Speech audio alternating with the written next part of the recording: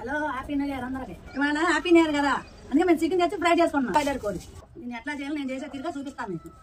మీరు తింటే వదిలిపెట్టు చూస్తా ఉండండి. ఇది చూడండి మాంసం ఎంత బాగుందో. అచ్చం నాటుకోడి మాంసలాగే ఉంటుంది. కొంచెం మాంసలా బాగుంటుంది గట్టిగా. కానీ కొంచెం 4 విజిల్ వచ్చేసినాక తీసి వేపుతాను, అప్పుడు మేము చూపిస్తాం.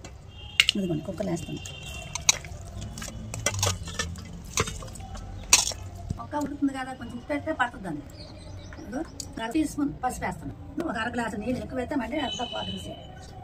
కారం వద్దని నేను రోటి కారం నూరుకున్నాను. మిరపకాయలు చక్క తుడియాలు తీసి మసాలా పువ్వు ఒకటి, దాసిన చెక్క గింజలు 5 మంచి వాసన ఉంటుంది. వేసి ఎక్కువ ఇదిగోండి లవంగాలు 10 కాయలు పైన కానీ ఇదిగోండి మిరియాలు ఎందుకు వేస్తాను చెప్తాం కదా మనం.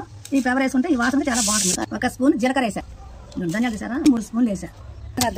అయిపోతుంది. మసాలా కూడా వేసుకున్నాండి. చూడండి ఎలా ఉంటుంది. ఇప్పుడే చేయాలనిపిస్తున్నాను ఉడికేదా కూడా అనుకున్నా. అంత బాగుంది చూపుతుంది. అంత బండ ముక్క నేను ఎప్పుడు తయారు చేసుకుంటాను. మీరు అలా చేసుకొని చూసి